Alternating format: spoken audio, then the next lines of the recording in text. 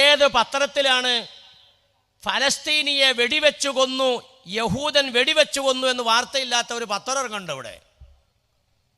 എങ്ങനെ വെടിവെക്കണം? നിങ്ങൾ ചിന്തിച്ചു നോക്കൂ ബഹുമാനികളെ. അഭയാർത്ഥി ക്യാമ്പിൽ റെയ്ഡ് നടത്തിയെന്ന്, വീട് ഇടിച്ച് നിരത്തിയപ്പോൾ കൊല്ലാൻ കിട്ടാത്ത ആളുകളാണ് ഈ അഭയാർത്ഥി ക്യാമ്പിലേക്ക് പോണത്. ഈ ഫുൾഡോസർ രാജ് ഇവിടെ നിന്ന് അവിടെ നിന്ന് ഈ ഇന്ത്യയും ഇസ്രായേലും തമ്മിലുള്ള ഈ ബന്ധത്തിൽ കൂടി കിട്ടുന്നതായ പാഠങ്ങളാണിതൊക്കെ. ഇസ്രായേലിൻ്റെ ബുദ്ധിയാണിതെല്ലാം. ഇസ്രായേൽ ഇങ്ങനെ ഇടിച്ച് തകർത്തപ്പോൾ കൊല്ലാൻ കിട്ടാത്തതായ ഫലസ്തീനികൾ, ആ മുസ്ലിങ്ങളൊക്കെ വന്ന് താമസിക്കുന്ന സ്ഥലത്തിൻ്റെ പേരാണ് അഭയാർത്ഥി ക്യാമ്പ്. അങ്ങോട്ടാണ് യഹൂദ പട്ടാളം തോക്കുമായി റെയ്ഡിന് കയറി ചെല്ലണത്. ആയുധധാരികളായ പട്ടാളം കയറി ചെല്ലുമ്പോൾ അവർ കയറി ചെന്നാൽ അവർ അന്വേഷിക്കുന്ന ആരാന്നറിയോ? പെൺകുട്ടികളെ അന്വേഷിക്കുന്നത്. പെൺകുട്ടികളെയാണ് അന്വേഷിക്കുന്നത്. കാരണം ഫലസ്തീനികൾ ഏറ്റവും സൗന്ദര്യമുള്ള വനിതകളാണ്. അത് ഖലീലുല്ലാഹി നബീന ഇബ്രാഹിം അലൈഹി സ്വലാത്തു വസ്സലാമിൻ്റെ പരമ്പരയിൽ ഇങ്ങോട്ട് പോന്ന, അതായത് സയ്യിദന നബി യൂസുഫ് അലൈഹി സ്വലാത്തു യഅ്ഖൂബ് നബി അലൈഹി സ്വലാത്തു വസ്സലാമിൻ്റെ പേരക്കുഞ്ഞുങ്ങളാണ് ഇവർ. യഅ്ഖൂബ് നബി അലൈഹി സ്വലാത്തു വസ്സലാമിന് യൂസുഫ് നബി അലൈഹി സ്വലാത്തു വസ്സലാം മിസ്റിലേക്ക് കൊണ്ടുവന്ന ചരിത്രം നിങ്ങൾക്ക് അറിയാം. സൂറത്ത് യൂസുഫിൽ ഈ വിഷയം നമുക്ക് വിശദീകരിച്ചിരുന്നുണ്ട്. കാഴ്ച നഷ്ടപ്പെട്ട യഅ്ഖൂബ് നബി അലൈഹി സ്വലാത്തു വസ്സലാമിനെയും തൻ്റെ മാതാവിനെയും സഹോദരങ്ങളോടൊപ്പം മിസ്റിലേക്ക് ക്ഷണിച്ചു വരുത്തി ആര്? അന്ന് മിസ്റിൻ്റെ അധിപനായ മഹാനായ സയ്യിദന യൂസുഫ് അലൈഹി സ്വലാത്തു വസ്സലാം. യൂസുഫ് നബി അലൈഹി സ്വലാത്തു വസ്സലാമിൻ്റെ പ്രത്യേകത എന്താണ്? സൗന്ദര്യത്തിൻ്റെ നിറകുടം, ലോക സൗന്ദര്യവാനാണ്. റസൂലുള്ളാഹി തങ്ങളെ മാറ്റിവെച്ചാൽ പിന്നെ സൗന്ദര്യത്തിൻ്റെ ഏറ്റവും അറ്റം ബഹുമാനായ യൂസുഫ് നബി അലൈഹി സ്വലാത്തു വസ്സലാം. നമുക്ക് എല്ലാവർക്കും അറിയുന്ന കാര്യം. ആ യൂസുഫ് നബി അലൈഹി സ്വലാത്തു വസ്സലാമിൻ്റെ പിന്തലമുറക്കാരാണ് ഇന്നത്തെ ഈ ഫലസ്തീനികൾ.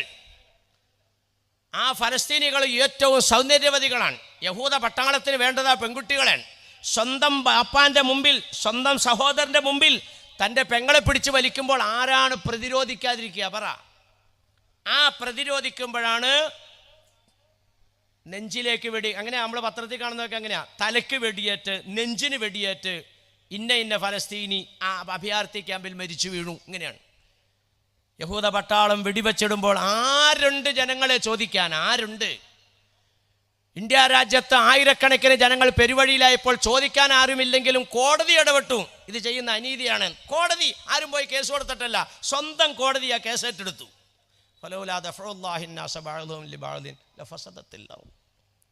നിങ്ങൾ മര്യാദയ്ക്കായാൽ അല്ലാഹു സുബ്ഹാനഹു വ തആല മുള്ളുകൊണ്ട് തന്നെ മുള്ളിനെ എടുക്കും. അതാ പറഞ്ഞതിൻ്റെ അർത്ഥം. നിങ്ങളൊന്നും പണിയെടുക്കൊന്നും വേണ്ട, നിങ്ങൾ ചുമ്മാ ഇരുന്നാൽ മതി. അവരിൽ പെട്ടവരെ കൊണ്ട് തന്നെ അല്ലാഹു തആല അവരെ തടയും. നേരിക്കേറെ ഖുർആനാണ്. അങ്ങനെ തടയുന്ന ഒരവസ്ഥ ഉണ്ടായിട്ടില്ലെങ്കിൽ ലോകം നിലനിൽക്കൂല, ലോകം തകർന്നു പോവും, മൊത്തം നശിച്ചു പോവും. അപ്പോൾ ഇവിടെ ശ്രദ്ധിച്ചോ, ഞാൻ പറഞ്ഞു വന്നത് വലിയ ഗൗരവമുള്ളൊരു വിഷയമാണിത്. ഇന്ന് അനൈക്യത്തിൻ്റെ കാര്യമല്ല. ജമാഅത്തു റഹ്മത്തുൻ വൽ ഫിർഖത്തു അദാബുൻ ഔ കമാ ഖാല റസൂലുള്ളാഹി. ഐക്യമാണ് കേട്ടോ അനുഗ്രഹം. ഐക്യം അനുഗ്രഹമാണെങ്കിൽ അനൈക്യം നാശമാണ്, ശിക്ഷയാണെന്ന് നബിയുനാ റസൂലുള്ളാഹി. ഈ നാട്ടിൽ അള്ളാഹുവിൻ്റെ ഒരു അനുഗ്രഹം നിങ്ങൾ പ്രതീക്ഷിക്കുന്നുണ്ടെങ്കിൽ നിങ്ങൾ ഐക്യപ്പെടുക. എന്തിനാണ് ജനങ്ങളെ കൈ എവിടെയെങ്കിലും കെട്ടട്ടെ? കൈ കെട്ടിയില്ലെങ്കിൽ കെട്ടണ്ട, ദ്വാരക്കണില്ലെങ്കിൽ ദ്വാ ചെയ്യാണ്ട് പോട്ടെ. പക്ഷെ ഈ ചെയ്യുന്നവരെ ആക്ഷേപിക്കല്ലേ. കൈ നിനക്ക് ഇങ്ങനെ കെട്ടാൻ പറ്റണില്ല, ആയിക്കോട്ടെ, ഒരുത്തരും ഇങ്ങനെ കെട്ടുകയാണ്, എന്തിനാണ് ഇപ്പോൾ അവൻ്റെ പുറകെ പോയി കിടന്ന് ഉപദ്രവിക്കുന്നത്? ഈ ഒരു ശൈലി മാറ്റ്. നിങ്ങളുടെ നാട്ടിലേക്ക് അള്ളാഹുവിൻ്റെ അനുഗ്രഹം ഇറങ്ങാൻ, സമുദായത്തിന് അനുഗ്രഹം ഉണ്ടാകാൻ, സമുദായത്തിന് രക്ഷ കിട്ടാൻ. അതാണ് ജമാഅത്തു റഹ്മത്തുൻ അൽ ഫിർഖത്തു അദാബുൻ ഔ കമാ ഖാല റസൂലുള്ളാഹി. ഐക്യത്തിലാണ് കേട്ടോ വിജയവും സന്തോഷവും സമാധാനവും. അനൈക്യത്തിലാണ് കേട്ടോ നാശവും ശിക്ഷയും അപകടവും. എവിടെയെല്ലാം തകർച്ച സംഭവിച്ചിട്ടുണ്ടോ അവിടെയെല്ലാം അനൈക്യം സംഭവിച്ചിട്ടുണ്ട്. രാവിലെ വൈകുന്നേരം എടുത്തിട്ട് ഓതും, അള്ളാഹുവിൻ്റെ പാശത്തിനെ മുറുകെ പിടിക്കുക, വഅ്തസിമൂ ബിഹബിലില്ലാഹി ജമീഅ. എല്ലാവരും അങ്ങനെ തന്നെ ഓതണം, വഅ്തസിമൂ ബിഹബിലില്ലാഹി ജമീഅ.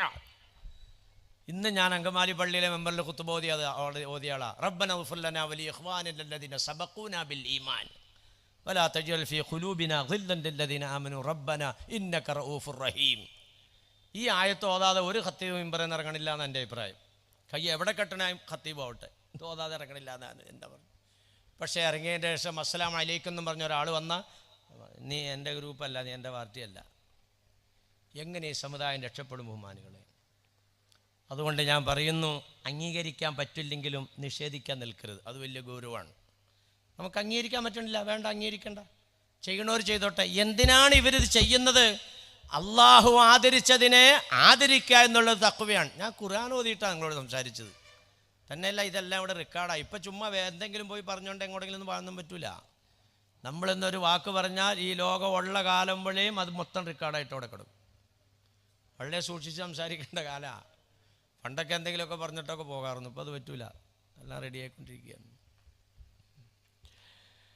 ആളുകൾക്കാണെങ്കിൽ വീട്ടിൽ നിന്ന് കേൾക്കാവുന്ന സൗകര്യം. അങ്ങനെ നമ്മുടെ സലീം സാഹിബും ഒക്കെ ഇങ്ങനെ ഭക്ഷണം കഴിച്ചോണ്ടെന്ന് പറഞ്ഞു, ലൈവായിട്ടാണ് പരിപാടി ഉസ്താദ്. ഞാൻ പറഞ്ഞു എന്നാ സംഗതി പോയി, ലൈവായിട്ടാണ് ഈ സംഗതി പോയി. കാരണം എന്താ, വീട്ടിൽ നിന്ന് മലന്നിടുന്നുകൊണ്ട് കേൾക്കാം, പാട്ടപ്പിരിവ് ഉണ്ടാവില്ല, ലേലം ഉണ്ടാവില്ല, പൈസയും ചോദിക്കില്ല, സ്വസ്ഥമായിട്ട് കണ്ടുകൊണ്ട് കിടക്കാം, ആവശ്യം കഴിയുമ്പോൾ കിടന്നുറങ്ങാം. ഇവിടെ ഇപ്പം അങ്ങനെയല്ല, ഇവിടെ ചിലപ്പോൾ വെച്ച് കഴിയുമ്പോൾ പാട്ട വരുമായിരിക്കും, ബക്കറ്റ് വരുമായിരിക്കും. ഇവിടെ ഒന്നും അങ്ങനെ ഉണ്ടാകാൻ സാധ്യതയില്ല. അൽഹംദുലില്ലാ, അള്ളാഹു നാടിൻ്റെ ഇസ്സത്ത് അള്ളാഹു നിലനിർത്തി തന്ന് അനുഗ്രഹിക്കുമാറാകട്ടെ. ആ മനുഷ്യൻ തുടങ്ങി വച്ചതിനെ മുടക്കാതെ തകർക്കാതെ അതിനെ കോർത്ത് മുന്നോട്ട് കൊണ്ടുപോകുക എന്നുള്ളതാണ് അവർ പോയ വഴിക്ക് പോകാനുള്ള മാർഗം. അവരുമായിട്ട് കൂടിച്ചേരുക, അവരെ പിൻപറ്റുക എന്ന് പറഞ്ഞാൽ അവർ കൊളത്തി തന്നതാണ് ഇവിടെ കാണുന്നതല്ല. ഈ ഒരാൾ മാത്രമല്ല, സെക്രട്ടറി മാത്രമല്ല, എന്നോട് സംസാരിച്ചവരെല്ലാം പറഞ്ഞു, ഉസ്താദെ ഇവിടെ കാണുന്നതെല്ലാം മഹാനായ ഉസ്താദിൻ്റെ സംഭാവനകളാണ്. ആ മനുഷ്യനെ ലോകത്തെങ്കിലും മറക്കാൻ പറ്റുമോ? അങ്ങനെ ഒരു മനുഷ്യനെ നിങ്ങൾ മറന്നാൽ നിങ്ങളെ സംബന്ധിച്ചിടത്തോളല്ലേ വലയും കഫറത്തുനിന്ന് പടച്ചോൻ പറഞ്ഞത്, നന്ദിയില്ലാത്ത വർഗം, ഇന്ന അദാബി ലശദീദ്. അപ്പോൾ ഞാൻ പറഞ്ഞു എന്നാന്താണെന്നറിയോ, അംഗീകരിക്കാൻ കഴിയില്ലെങ്കിലും നിഷേധിക്കാൻ നിൽക്കരുത്. അള്ളാഹുവിൻ്റെ ആരാധനാ ചിഹ്നങ്ങളെ ആദരിക്കുക എന്നുള്ളത് അള്ളാഹുവിനെ ആദരിക്കുന്നതിൽപ്പെട്ടതാണ്. അള്ളാഹ് ആദരിക്കാൻ പറഞ്ഞതാണ് ഈ രണ്ട് അടയാളങ്ങളുള്ള ആളുകളെ. അതിനോടൊപ്പം തന്നെ ഷഹീദിന് വലിയ പവറുണ്ട്. ആ നിലയ്ക്കല്ലേ രോഗമായി കിടന്ന് മൗത്തായ മനുഷ്യനാണോ അത്? അദ്ദേഹം ഷഹീദാണെന്നുള്ളതിനെ പറ്റി ആർക്കാണ് അഭിപ്രായ വ്യത്യാസമുള്ളത്? അവരെ സംബന്ധിച്ചിടത്തോളം ഖുർആൻ പറയുന്ന അവർ മൗത്തായിട്ടില്ല എന്നല്ലേ, അവർ ഹയാത്തിലിരിക്കുകയാണ്. ഓഹും യുർസഖൂന്ന് വരെ കൊണ്ടുവന്ന് അവസാനിപ്പിക്കുക, ചുമ്മാ ഇരിക്കുമല്ല, അവർ ഭക്ഷണം കഴിക്കുന്ന അവസ്ഥയിൽ ജീവിച്ചുകൊണ്ടിരിക്കുകയാണ്. അപ്പം ആ നിലയ്ക്ക് ഉയർത്തപ്പെട്ടൊരു മഹാനല്ലേ. ചുമ്മാ നിങ്ങളൊന്ന് ആലോചിച്ച് നോക്കുക, ഒരു സാധാ മനുഷ്യനാണെങ്കിൽ ഈ പെരുവഴിയിലൂടെ പോകുന്ന മുഴുവൻ ആളുകൾക്കും സലാം ചെല്ലാവുന്ന നിലയ്ക്ക് ആ മനുഷ്യനൂടെ കൊടുക്കുമോ? എന്തോ ഒരു ഐശ്വര്യമുള്ള അതൊക്കെ കാണുമ്പോൾ നമുക്കറിയാമല്ലോ ഓരോന്നും. അപ്പം ഇതിനെ നിഷേധിക്കാനും നിന്ദിക്കാനും നിന്നാൽ ഞാൻ ഒരു കാര്യം ഉണർത്തിയാണ്, നമ്മൾ അപകടപ്പെടാതിരിക്കാൻ വേണ്ടിയിട്ട് ഞാൻ പ്രത്യേകം പറയാണ്. ആദരിച്ചതിനെ അനാദരിച്ചാൽ അല്ലാഹു സുബ്ഹാനഹു വ തആല ആഖിറത്തിലേക്ക് ഇതിൻ്റെ ശിക്ഷ മാറ്റിവെച്ചോളണമെന്നില്ല. ഇവിടെ അടി കിട്ടാനുള്ള സാധ്യതയുണ്ട്. ഞാൻ ചുമ്മാ കഥ പറയല്ല, ഇത് ഉണ്ടായ സംഭവം സൂചിപ്പിക്കുക നിങ്ങളുടെ മുമ്പിൽ. അല്ലാഹു സുബ്ഹാനഹു വ തആല ആദരിച്ചതിനെ ഒരുത്തൻ അനാദരിച്ചാൽ, നിന്ദിച്ചാൽ അതിൻ്റെ അടി ഈ ഭൂമുഖത്ത് തന്നെ ഉണ്ടാവും. പലരുമൊക്കെ സംശയിക്കേ, ഞാൻ കൃത്യമായിട്ട് നിസ്കരിക്കുന്ന ആളാണല്ലോ, എന്തെല്ലാം രീതിയിൽ സക്കാത്തിൻ്റെ പുറമെ എത്രയോ നിലയ്ക്ക് ഞാൻ സദക്ക ചെയ്യുന്ന ആളാണ്, എന്നിട്ടും എനിക്ക് എന്തിയാ ഇതുപോലുള്ള ഇടങ്ങേറും ഈ നാണക്കേടും ഈ വിഷമമൊക്കെ പറ്റിയത്? ചില ആളുകൾ ചിന്തിക്കുന്നുണ്ട്. അത് നമ്മുടെ കയ്യിൽ നിന്ന് തന്നെ പോയതാ, നമ്മുടെ പ്രവൃത്തി കൊണ്ടിട്ട് തന്നെ സംഭവിച്ചതാണ്. ഞാൻ അതിനാ ഒരു ഉദാഹരണം പറഞ്ഞിരുന്നത്. ആദരിക്കേണ്ടതിനെ അനാദരിച്ചാൽ ഇവിടെ വെച്ച് അല്ലാഹു സുബ്ഹാനഹു വ തആല അടി തരും. ഒരു ഒന്നാം നമ്പർ തെളിവാണ് മഹാനായ ശൈഖുൽ അംബിയ സയ്യിദനാ നൂഹ് അലൈഹിസ്സലാത്തു വസ്സലാമിൻ്റെ കപ്പൽ. നിങ്ങൾക്ക് മനസ്സിലാവുന്നൊരു ഭാഷയിൽ ഞാനിത് പറയുന്നു മാത്രമേ ഉള്ളൂ. നൂഹ് നബി അലൈഹി സ്വലാത്തു വസ്സലാമിൻ്റെ കപ്പൽ ഒരു സാധാ കപ്പലാണോ അത്? 900 വർഷം ഈ നല്ല വഴിയിലേക്ക് ഇതിലേക്ക് ഇതൊക്കെ നമുക്ക് രക്ഷപ്പെടാനുള്ളൊരു വഴികളായി ചെയ്തുകൊണ്ടിരിക്കണം. അതൊക്കെ നിങ്ങൾ മനസ്സിലാക്കണത്. ഞാൻ ചോദിക്കട്ടെ, ഇവിടെ ഒരു ദിവസത്തെ പരിപാടിക്ക് ഇവിടെ എന്തെങ്കിലുമൊക്കെ പറഞ്ഞിട്ടുണ്ടെങ്കിൽ അതൊക്കെ അറക്കുമോ, അല്ലെങ്കിൽ വന്നതൊക്കെ പാകപ്പെടുത്തുമോ, വരുന്നവർക്കൊക്കെ വിളമ്പി കൊടുക്കുമോ, ഏതെങ്കിലും ഒരു ഉസ്താദിനെ വിളിച്ച് ദ്വാരിപ്പിക്കുകയോ അല്ലെങ്കിൽ തങ്ങളെ വിളിച്ച് ദ്വാരിപ്പിക്കുകയോ ചെയ്ത ഇടപാട് തീരൂലേ? ഞാൻ ചോദിക്കട്ടെ, ഈ പരിപാടിയോട് അനുബന്ധിച്ച്, അനുസ്മരണത്തിനോടനുബന്ധിച്ച് ഈ 2 ദിവസത്തെ പരിപാടിയൊക്കെ വെച്ചേക്കണം എന്തിനാ? വളരെ ഗൗരവത്തോടെ മനസ്സിലാക്കിക്കോ. നമ്മുടെ നാട് രക്ഷപ്പെടാനുള്ള പദ്ധതിയായി ചെയ്തുകൊണ്ടിരിക്കുന്നത്. ഞാനത് ചുമ്മാ അങ്ങ് പറഞ്ഞു പോവുമല്ല. അള്ളാഹിൻ്റെ ഹബീബ് സത്യം ചെയ്തുകൊണ്ടിട്ട് ഒരിക്കലും വർത്തമാനം പറഞ്ഞു, സത്യം ചെയ്തുകൊണ്ട്, വല്ലദീ നഫ്സീ ബിയദി, ലയൻഖുദുനൽ ഇസ്ലാമു ഉറുവത്തൻ ഉറുവ ഹത്താ ലാ യുഖാലു അല്ലാഹ്. ഭയങ്കര വർത്താനാ. ഞാൻ സാധാരണ ഇതൊക്കെ പിന്നെ ഒരു ദിവസം വഴുതു പറയുന്ന ഹദീസാ. ഞാൻ നിങ്ങൾ എന്നേക്കാൾ കൂടുതൽ വിവരമുള്ളവരും ഗ്രഹിക്കാൻ കഴിവുള്ളവരും എല്ലാ നിലയ്ക്കും എന്നേക്കാൾ യോഗ്യതയുള്ളവരുമാണ്. ഞാൻ ഈ ഹദീസ് അങ്ങോട്ട് പറഞ്ഞു തരിക. സത്യം ചെയ്തുകൊണ്ട് നബി സല്ലല്ലാഹു അലൈഹി വസല്ലമ തങ്ങളൊരു കാര്യം പറഞ്ഞു. വല്ലദീ നഫ്സി ബിയദി. ഈ പരിപാടി എന്തിനാണെന്നാണ് ഞാൻ ചോദിക്കണേ. ഞാൻ മറ്റത് പറഞ്ഞുതരാം. നൂഹ് നബി അലൈഹി സ്വലാത്തു വസ്സലാമിൻ്റെ ആ കപ്പലുണ്ടാക്കാനുള്ള കാരണം ഈ സംവിധാനം പരാജയപ്പെട്ടതിൻ്റെ പേരിലാണ്. ഇത് പരാജയപ്പെട്ടാൽ പോയി, നാശം വരും എന്നുള്ളതിൻ്റെ കാര്യം ഉറപ്പാണ്. അതിവിടെ ശ്രദ്ധിച്ചോ. 900 വർഷം വഴല് പറഞ്ഞു. 900 വർഷം. ഇവിടെ 2 ദിവസത്തെ വഴല്. നബി തങ്ങൾ സത്യം ചെയ്തുകൊണ്ടിട്ട് പറഞ്ഞു, ലയൻഖുദുനൽ ഇസ്ലാമു ഉറുവത്തൻ ഉറുവ. സമുദായം ദീനി സംസ്കാരത്തിൽ നിന്നും പിന്നോക്കം പോയിക്കൊണ്ടിരിക്കും. കാലം വരുമ്പോൾ ഇപ്പം ഞങ്ങൾ കണ്ടുകൊണ്ടിരിക്കുന്നത് എല്ലാ ഭാഗത്തും പിന്നോട്ടടിക്കില്ല. അല്ല, നിങ്ങൾ ചിന്തിച്ചു നോക്കിയേ, എവിടെയാണ് ബഹുമാനികളെ ദീനുള്ളത്? എവിടെയാണ് സഹോദരന്മാരെ സഹോദരിമാരെ തഖ്വയുള്ളത്? ഏത് കാര്യങ്ങളെടുത്താലും അവിടെ എല്ലാം ആർഭാടങ്ങളും ആഭാസങ്ങളും അനാചാരങ്ങളും നിറഞ്ഞു നിൽക്കുന്നൊരവസ്ഥയല്ല നമ്മൾ കണ്ടുകൊണ്ടിരിക്കുന്നത്. അല്ലേ? ആഭാസത്തരങ്ങളാണ് കണ്ടുകൊണ്ടിരിക്കുന്നത്. ആഭാസത്തരങ്ങൾ എല്ലാം ഈ ദീനിൻ്റെ പേരിൽ നടന്നുകൊണ്ടിരിക്കുന്നത്. നിങ്ങളൊന്ന് എടുത്ത് ചിന്തിച്ചു നോക്കിയേ, എവിടെയാണ് ഇപ്പോൾ ഈ ദീനുള്ളത്? ഇങ്ങനെ എല്ലാം ഇങ്ങനെ ഓരോ ഘട്ടമായിട്ട് ഇങ്ങനെ മാറി പോയിക്കൊണ്ടിരിക്കുക. ഞാൻ ഓർക്കുന്നുണ്ട്, ഒരു 10-30 വർഷം മുമ്പൊക്കെ ഒരു നിക്കാഹിൻ്റെ മജ്ലിസിൽ നിക്കാഹ് നടന്നുകൊണ്ടിരിക്കുമ്പോൾ എവിടെയെങ്കിലും ഒരു ക്യാമറ മിന്നിയാൽ അല്ലാഹു അക്ബർ. കാരണന്മാർ സമ്മതിക്കില്ല, ഉലമാക്കൾ മാത്രമല്ല, നിക്കാഹ് കഴിക്കാൻ വന്നെ ഖത്തീബ് ഉസ്താദ് എഴുന്നേറ്റ് പോവും. ഒരു 30 വർഷത്തിൻ്റെ മുമ്പ്. ഇന്ന് അവസ്ഥ എവിടെ എത്തി? നിങ്ങൾ ചിന്തിച്ചു നോക്കി. ഒരാണും പെണ്ണും ഇടകലർന്ന ഒരു നിക്കാഹ് നമ്മുടെ ഒരു 30 കൊല്ലത്തിന് ഇവിടെ നിറച്ച ആൾക്കാരിപ്പുണ്ടല്ലോ. ചെറുപ്പക്കാർ പിള്ളേരോടല്ല ഞാൻ ചോദിക്കുന്നത്. ഒരു 30 വർഷത്തിൻ്റെ മുമ്പ് ഈ ആണുങ്ങളും പെണ്ണുങ്ങളും ഇടകലർന്നുകൊണ്ടിട്ടുള്ളൊരു നിക്കാഹ് സംവിധാനം നമ്മുടെ നാട്ടിലുണ്ടായിരുന്നോ? ഇപ്പോഴത്തെ അവസ്ഥ എന്താണെന്ന് ചിന്തിച്ചു നോക്കി. ഇബ്നു ഉമ്മു മക്തൂം റളിയല്ലാഹു തആല അൻഹു 2 കണ്ണിനും കാഴ്ചയില്ലാത്ത മനുഷ്യനാ.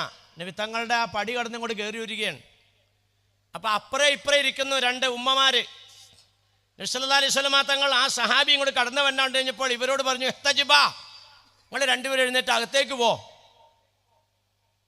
അപ്പം 2 ഉമ്മമാരും ചോദിച്ചു, അല്ലാഹുവിൻ്റെ റസൂലേ, ആ വരുന്ന 2 കണ്ണും ഇല്ലാത്തൊരു മനുഷ്യനല്ലേ, കുരുടനല്ലേ, ഞങ്ങളെ ആ മനുഷ്യൻ കാണൂരല്ലോ. അപ്പോൾ ഉംയാവാനി അന്തുമാഉ കമാ ഖാല റസൂലുള്ളാഹി, നിങ്ങളുടെ 2 പേരുടെയും കണ്ണിന് കുരുട് സംഭവിച്ചിട്ടുണ്ടോന്ന് ഒന്ന് ചിന്തിച്ചു നോക്കിയാൽ ആ ഗൗരവം എങ്ങനെയുണ്ടെന്ന്. കുരുടൻ നിങ്ങളെ കാണുന്നില്ലെങ്കിൽ നിങ്ങൾ കുരുടനെ കാണുന്നില്ലേ? എവിടെ എത്തി ബഹുമാനികളെ? വ്യഭിചാരം ലോകത്തെ വ്യാപകമാകുമെന്ന് നബി സല്ലല്ലാഹു അലൈഹി വസല്ലം തങ്ങൾ പ്രഖ്യാപിച്ചെങ്കിൽ ഇന്ന് വ്യഭിചാരം നടക്കുന്ന ഒരവസ്ഥയായിട്ട് മാറിപ്പോയില്ല. എന്ന് പറഞ്ഞാൽ ആണും പെണ്ണും പഴയ നിക്കാഹും കാര്യങ്ങളൊന്നും അല്ല ഇപ്പോഴും.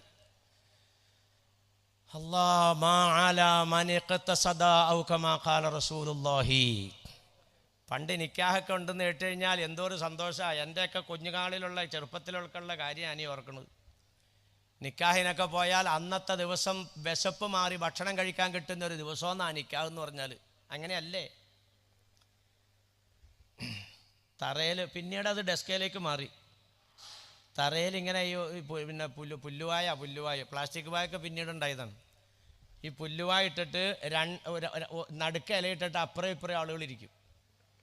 അപ്പം ഞാനിപ്പോൾ ഈ പറഞ്ഞ പോലെ ഇപ്പോൾ ഇവിടെ മുഹമ്മദ് സാഹിബിൻ്റെ അടുത്ത് ഭക്ഷണം കഴിക്കാൻ വേണ്ടി ചെന്നപ്പോൾ, സാഹിബ് ചിക്കൻ കഴിക്കലില്ല. ഇല്ല ഞാൻ കഴിക്കലില്ല എന്ന്. അത് ചെറുപ്പം മുതലേ കഴിക്കലില്ല. അപ്പം ഞാൻ ഈ കോഴിയിറച്ചി കഴിക്കാത്ത ആളാണെന്ന് അറിയാവുന്നതുകൊണ്ടിട്ട് എന്ത് ചെയ്യും, എൻ്റെ മറുഭാഗത്തെ ഇറച്ചി കൂടുതൽ ഇഷ്ടമുള്ള ആൾ വന്നിരിക്കും. നിങ്ങൾ ചിന്തിച്ച് നോക്കിയാൽ ഇന്ന് ഒരിലയിൽ 2 ആൾ ഭക്ഷണം കഴിക്കുന്ന ഒരവസ്ഥ ഈ ദുനിയാവിൽ അന്വേഷിച്ചാൽ കാണാൻ കഴിയുമോ? അപ്പുറം ഇപ്പുറം ഇരുന്നിട്ടാണ് കഴിക്കുക. എന്നിട്ട് എന്ത് ചെയ്യും, ഇറച്ചി ഇട്ട് കഴിയുമ്പോൾ നിനക്ക് ഇറച്ചി വേണ്ടല്ലോ, ഇല്ല കഴിച്ചോളാൻ പറയും. അപ്പോൾ എൻ്റെ ഇറച്ചിയും കൂടി മൂപ്പർക്ക് കിട്ടും. അതിന് വേണ്ടിയിട്ടാണ് അന്നത്തെ അവസ്ഥ അത്. ഞാൻ ചോദിക്കട്ടെ, ഇന്ന് വിശന്നിട്ട് യാതൊരു നിവൃത്തിയില്ലല്ലോ, അവിടെ കല്യാണം ഉണ്ടല്ലോ, കാത്തിരിക്കുന്ന ഒരവസ്ഥ ഈ ഇരിക്കുന്ന ഈ സമൂഹത്തിൽ നിന്ന് ആർക്കെങ്കിലും ഉണ്ടോ ഇപ്പോഴും? പിന്നെ ഇപ്പം എന്താണ് നിക്കാഹിന് പങ്കെടുക്കുന്നതിൻ്റെ അജണ്ട? അതാ പറഞ്ഞേ, മൊത്തം ദീൻ കളഞ്ഞിട്ടുള്ള ഓട്ടം ഓടിക്കൊണ്ടിരിക്കുകയാണ്. അടി ഉറപ്പാ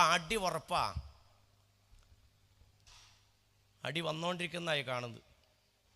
അള്ളാഹു സുബ്ഹാനഹു വ തആല മഹാനായ ഇമാം മഹ്ദി തങ്ങളുടെ വരവ് അള്ളാഹു എന്ന് എളുപ്പാക്കി തന്ന് അനുഗ്രഹിക്കണേ പടച്ചവനെ. സഹിക്കാൻ പറ്റാത്ത കേട്ടുകൊണ്ടിരിക്കുന്നത്. അവിടെ അങ്ങനെയാണെങ്കിൽ ഇവിടെ എനിക്കെന്താ കുഴപ്പമെന്ന് ചിന്തിക്കല്ലേ. ലം യഹ്തമ്മ ബി ഉമൂരിൽ മുസ്ലിമീന ഫലൈസ മിൻഹും ഔ കമാ ഖാല റസൂലുള്ളാഹി. ഭയങ്കര വർത്താനാണ് ഇതൊക്കെ. മുസ്ലിമിൻ്റെ വിഷയത്തിൽ മുസ്ലിമിനൊരു വിഷമവും ബുദ്ധിമുട്ടും വരുമ്പോൾ ആ കാര്യത്തെ ഗൗരവത്തോടുകൂടി കാണാത്തവനാണ് നീയെങ്കിൽ ഈ സമുദായത്തിൽ നിനക്ക് മെമ്പർഷിപ്പ് ഇല്ല എന്ന് മുത്ത് മുഹമ്മദ് റസൂലുള്ളാഹി. അത് ഹരിയാനയിലല്ലേ, മറ്റ് ഫലസ്തീനിലല്ലേ, അല്ലെങ്കിൽ അത് അപ്പുറത്തെ വീട്ടിലല്ലേ, അല്ലെങ്കിൽ ഇപ്പുറത്തെ വീട്ടിലല്ലേ, എനിക്കല്ലല്ലോ. ഈ ഒരു നിലപാടിലാണ് നീ പോകുന്നതെങ്കിൽ നിനക്ക് ഇതിനകത്ത് മെമ്പർഷിപ്പ് ഇല്ല എന്നില്ല. പൗരത്വം ചോദിച്ചുകൊണ്ടിട്ടാണ് കേന്ദ്ര ഗവൺമെൻറ് വന്നത്.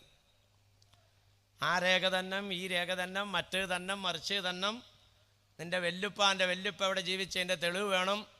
ഇങ്ങനെയുള്ള തെളിവുകളെല്ലാം ചോദിച്ചുകൊണ്ട് വന്നിട്ടെന്ന് പറഞ്ഞാൽ തെളിവില്ലാത്തൊരവസ്ഥയിലേക്ക് നിന്നെ എത്തിപ്പിക്കും.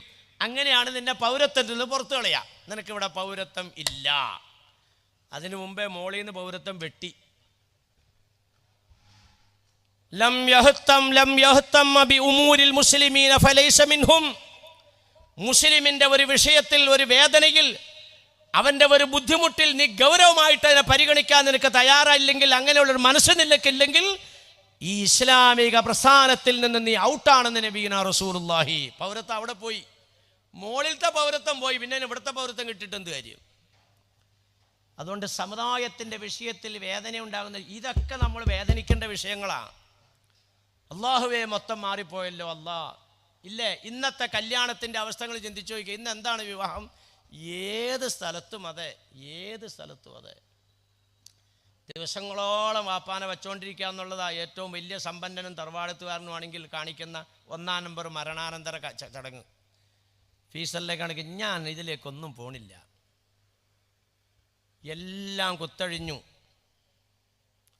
എല്ലാം കുത്തഴിഞ്ഞു. ഇനിയിപ്പോൾ എന്താ ഒരു പരിഹാരമാർഗം? പരിഹാരമുണ്ട്.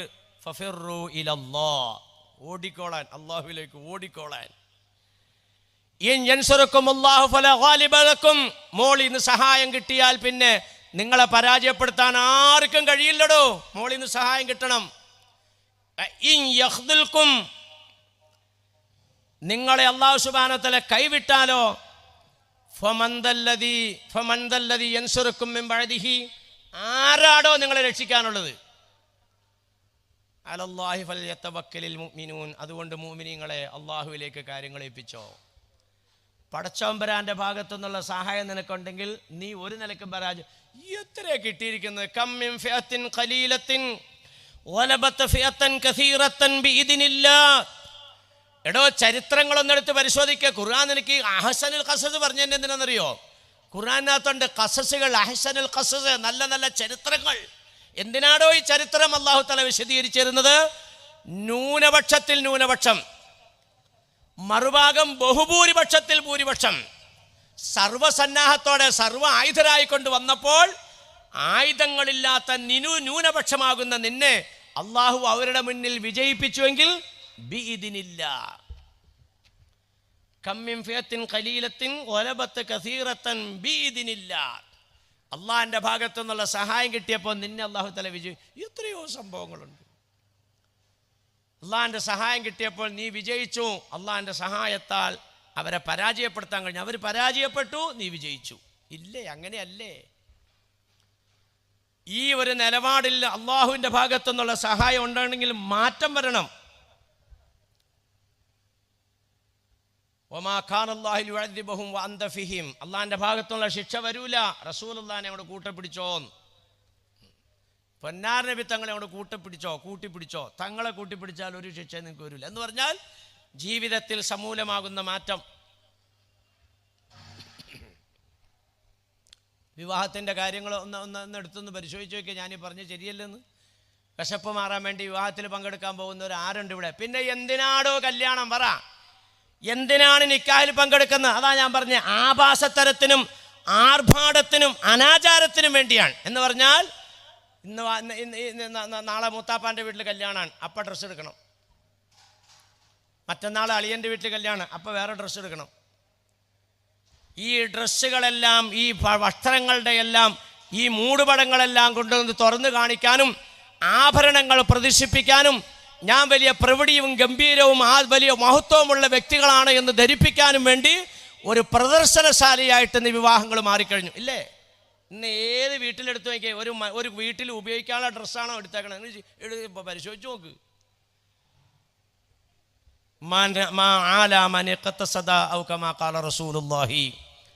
ചെലവ് ചെയ്യുന്നതിൽ സൂക്ഷ്മത പാലിക്കാത്ത ഒരവസ്ഥയാണ് നിനക്കുള്ളതെങ്കിൽ നിന്നിലേക്ക് അള്ളാഹു കടുത്ത ദാരിദ്ര്യത്തെ എത്തിച്ചു കളയുന്നതാണെന്ന് മുത്തു മുഹമ്മദ് റസൂലുള്ളാഹി എന്നാണ്. കളിയല്ല ഇത്. വീട്ടിൽ ധരിക്കാനുള്ള നമ്മുടെയൊക്കെ അവസ്ഥ നിങ്ങളൊക്കെ ഒന്ന് ചിന്തിച്ചു നോക്ക്. നിങ്ങളുടെയൊക്കെ കുഞ്ഞുനാളിലുള്ളൊരവസ്ഥയാണോ? ഓരോ ദിവസവും ഡ്രസ്സ് എടുക്കുകയാണ്, ഓരോ ദിവസവും. നിങ്ങളത് ഉപയോഗിച്ചത് അതിൻ്റെ ആ ഉപയോഗം തീർന്നതിന് ശേഷം അല്ല അടുത്തെടുക്കണത്. ഇന്നൊരു കല്യാണം, നാളെ കല്യാണം ഉണ്ടെങ്കിൽ നാളെ എടുക്കും, മറ്റന്നാളുണ്ടെങ്കിൽ അടുത്ത ദിവസം എടുക്കും. ഇന്ന് കൊണ്ടുവന്നതായ സ്വർണം കൊണ്ടേ നാളെ മാറ്റി മേടിക്കും. ഇതെല്ലാം ഈ രീതി എന്ന് പറഞ്ഞാൽ ചെലവഴിക്കുന്നതിൽ യാതൊരു സൂക്ഷ്മതയുമില്ല.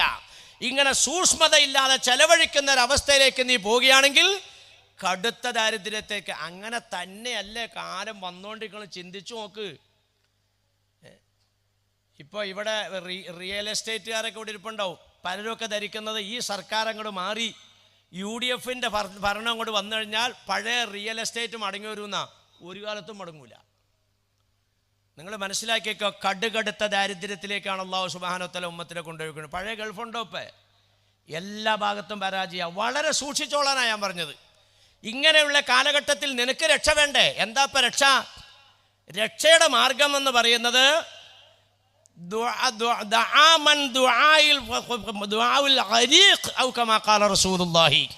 മുങ്ങി മരിക്കാൻ പോകുന്നവന്റെ ദുആ ഉള്ളവൻ മാത്രമേ രക്ഷപ്പെടുകയുള്ളൂ.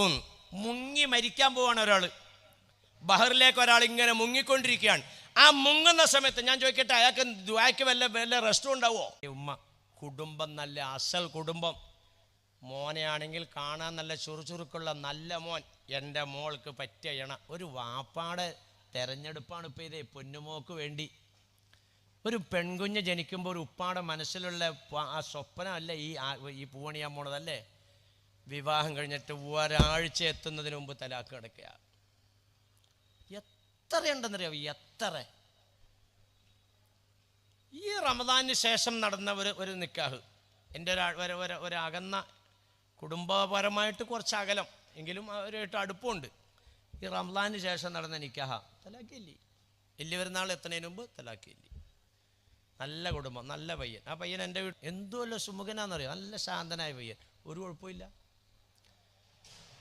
38 കൊല്ലം മുമ്പ് തുരുത്തേല് അലവിക്കുഞ്ഞു മൗലവിയുടെ രക്തസാക്ഷിത്വവുമായി ബന്ധപ്പെട്ടുള്ള യോഗത്തിന് പോയപ്പോൾ കപ്പടമീശ വെച്ചുകൊണ്ടിട്ട് അല്ലാഹു അക്ബർ പറഞ്ഞവൻ ഷാപ്പി കയറുന്നത് ആൾക്കാർ കണ്ടിട്ടുണ്ട്. അവൻ കള്ളുകൂടിയനാണെന്നുള്ളത് അവിടെയുള്ള ആളുകൾക്കറിയാം. ഇവനെ സംബന്ധിച്ചിടത്തോളം ഒന്നും പറയാനില്ല. അവൻ്റെ പാൻറ്റിൻ്റെ പോക്കറ്റിൽ പേഴ്സിൻ്റെ ഉള്ളിലാണ് അവൻ ഉപയോഗിക്കുന്ന മയക്കുമരുന്നിരിക്കുന്നത്. ഈ അവസ്ഥയിലേക്ക് സമുദായം തകർന്നുകൊണ്ടിരിക്കുമ്പോൾ തലാക്കുകൾ കൂടുന്നു. അതിനോടൊപ്പം തന്നെ ഇതില്ലാത്ത നിലയ്ക്കും വിവാഹമോചനങ്ങളും കുടുംബത്തിൽ അസ്വസ്ഥതയും കൂടുകയാണ്. നബി സല്ലല്ലാഹു അലൈഹി വസല്ലമ തങ്ങൾ 3 ദുആക്ക് ഉത്തരവുണ്ടെന്ന് പറഞ്ഞു. ശ്രദ്ധിച്ചോളണം എല്ലാവരും. 3 ദുആക്ക് ഉത്തരവുണ്ടെന്ന് പറഞ്ഞു. സലാസ ദഅവാത്തിൻ മുസ്തജാബത്തുൻ. അത് പറഞ്ഞിട്ട് നിർത്തിയില്ല. ലാ ശക്ക ഫിഹിന്ന, യാതൊരു സംശയമില്ല. 3 ദുആ ഉറപ്പായിട്ടും അല്ലാഹു തആല സ്വീകരിക്കും. നമ്പർ 1 ഏതാണെന്നറിയോ? ദഅവത്തുൽ വാലിദി നബിയുനാ റസൂലുള്ളാഹി. നിൻ്റെ മാതാവും പിതാവും നിനക്ക് വേണ്ടി ചെയ്യുന്ന ദുആയാണ്. ഈ വിഷയത്തിൽ ഇന്നത്തെ ആധുനിക ദമ്പതികൾ പരാജയപ്പെട്ടുകൊണ്ടിരിക്കുക. 99%. ഭാര്യയായി വരുന്ന പെൺകുട്ടിയുടെ മാതാവ് പിതാവ്, ഭർത്താവായി വരുന്ന ചെറുപ്പക്കാരൻ്റെ മാതാവ് പിതാവ്, ഇത് രണ്ടും ഈ 2 പാർട്ടിക്കും തമ്മിലുള്ള ബന്ധം എന്താ? നമ്മളെ അല്ലാഹു തആല കൂട്ടിയണിക്കുന്നത് എങ്ങനെയാണ്? ഞാൻ ഇന്ന് നമ്മുടെ ടൈലർ മുഹമ്മദ് സാഹിബിൻ്റെ വീട്ടിലേക്ക് എന്നെ നമ്മുടെ സെക്രട്ടറി കൂട്ടിക്കൊണ്ടുപോയത്. ഭക്ഷണം കഴിച്ചു കഴിഞ്ഞപ്പോൾ ഞാൻ യഥാർത്ഥത്തിൽ അവരെയൊക്കെ ആദ്യം കാണുക. എന്നെ മുമ്പ് കണ്ടിട്ടുണ്ട്. മൂപ്പര് ഇവിടെ കൊടുവഴങ്ങി അല്ലാത്ത ഇത്തിരി വെള്ളത്തിനകത്ത് എവിടെയാ ഹുസൈൻ്റെ നാട് ഏതാ പറഞ്ഞ്? കടുവിനാല് കടുവിനാൽ വെച്ച് ഒരുമിച്ച് ഭക്ഷണം കഴിച്ചിട്ടുണ്ടെന്ന് എന്നോട് പറഞ്ഞു. പക്ഷേ എനിക്ക് അപ്പോൾ പെട്ടെന്ന് മനസ്സിലായില്ല.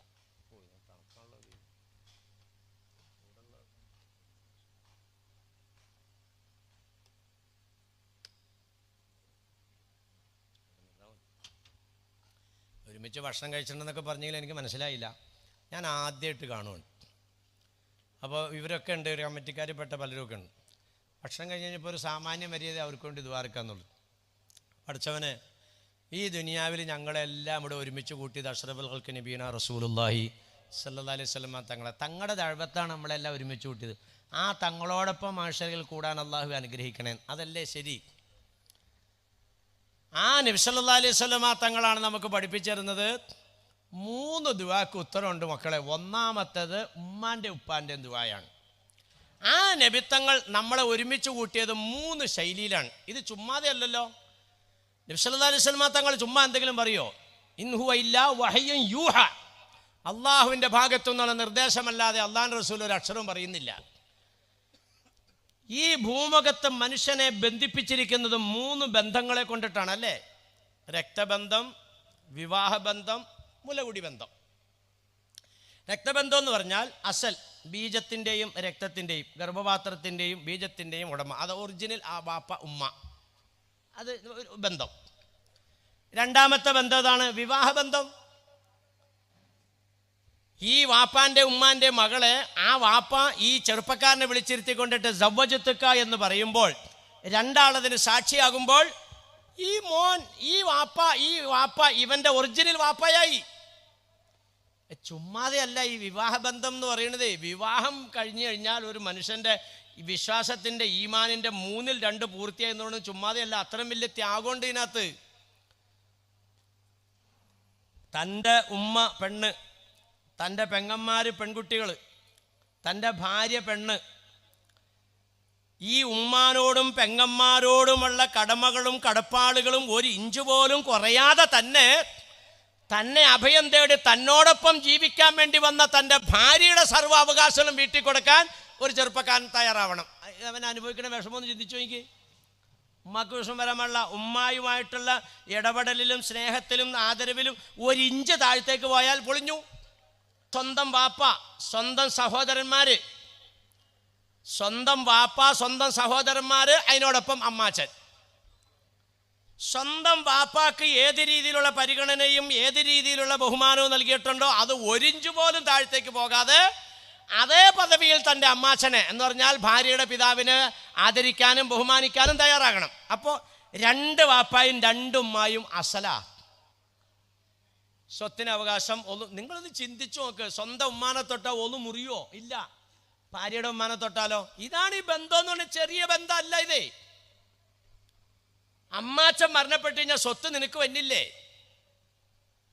ഈ നിലക്കെല്ലാം ബന്ധപ്പെടുത്തിയതാണെങ്കിൽ ആ ബന്ധം എല്ലാ ഭാഗത്തും വേണമെന്ന്. ഇത് ഇന്നത്തെ ഈ പുതിയ തലമുറയിൽ വളരെ കുറവായിട്ടാണ് കാണുന്നത്. എൻ്റെ വാപ്പ, എൻ്റെ ഉമ്മ, അതെല്ലാം ഒറിജിനൽ ഉമ്മ വാപ്പ. ഭർത്താവിൻ്റെ വാപ്പ ഉമ്മ അത് വേറെ.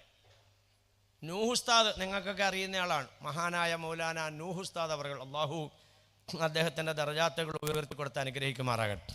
മൂപ്പരിങ്ങനെ സംസാരിക്കുമ്പോൾ പറയണത് ഞാൻ ഒരിക്കൽ കേട്ടതാണ്. എൻ്റെ ഉമ്മ ഉമ്മ, നിൻ്റെ ഉമ്മ ചുമ്മ. അങ്ങനെയാണ്. ഇങ്ങനെയല്ല. എൻ്റെ ഉമ്മായും ഉമ്മയാണ്, ഭർത്താവിൻ്റെ ഉമ്മയും ഉമ്മയാണ്. ഞാൻ ചോദിക്കട്ടെ, ഈ പരിഗണന ഈ ഏത് കുടുംബത്തിലുണ്ട്? ആ പരിഗണന ഇല്ലാത്ത കുടുംബക്കാരൊന്ന് കൈവൊക്കിക്കെന്ന് പറഞ്ഞാൽ ഇവിടെ കൈ പൊക്കാൻ മാത്രമേ ആൾക്കാരുണ്ടാവുള്ളൂ. ആരും പൊക്കല്ലേ? നമ്മളൊന്ന് ചിന്തിച്ചു നോക്കി. പരാജയമായോ? ഓ പടച്ചവനെ, എൻ്റെ മകൻ വിവാഹം ചെയ്ത് കൊണ്ടുവന്ന എൻ്റെ മോള് അല്ലാ എന്നോട് ഇങ്ങനെ ചെയ്തല്ലോ എന്ന് ഒരു ഭർത്താവിൻ്റെ മാതാവ് മനസ്സുകൊണ്ട് കരുതിയാൽ തീർന്നില്ലേ? പീസായി പോയില്ലേ? ഒരു മകളുടെ വാപ്പ, മകളുടെ വാപ്പ, ഓ പടച്ചവനെ, ഞാൻ ചോര നീരാക്കി സമ്പാദിച്ച സമ്പാദ്യം കൊണ്ട് എൻ്റെ മകൾക്ക് ഞാൻ ഒരു ഇണയെ കണ്ടെത്തിയെങ്കിൽ പടച്ചവനെ അവൻ എന്നെ ഈ നിലയ്ക്ക് വേദനിപ്പിക്കുകയാണല്ലോ അല്ലാ എന്ന് ഒരു പെൺകുട്ടിയുടെ പിതാവിൻ്റെ മനസ്സ് വേദനിച്ചാൽ ആ മകൻ ഈ ദുനിയാവിൽ രക്ഷപ്പെടുമോ? അങ്ങനെ ചിന്തിച്ചു നോക്കി. തകർച്ചകൾ സംഭവിച്ചുകൊണ്ടിരിക്കുക. തകരാനുള്ള എല്ലാം നമ്മൾ തന്നെ ഉണ്ടാക്കുകയും ചെയ്യണം. അപ്പോൾ പോട്ടെ, ഞാൻ പറഞ്ഞു വന്നത് എന്താണ്? നിക്കാഹും ഒക്കെ കാര്യങ്ങളെല്ലാം വളരെ അപകടത്തിലേക്കാണ് പോയിക്കൊണ്ടിരിക്കുന്നത്. ഈ കാലഘട്ടത്തിൽ നമ്മൾ എന്ത് ചെയ്യണം? പിടിച്ചു വയ്ക്കണമെന്ന്. എങ്ങനെ പിടിച്ചു വയ്ക്കണം? മുങ്ങിത്താഴാൻ പോകുന്ന ഒരു മനുഷ്യൻ പിന്നെ ദുആ ചെയ്യുന്നത് പോലെ അള്ളാഹുലേക്ക് ദുആ ചെയ്യണം.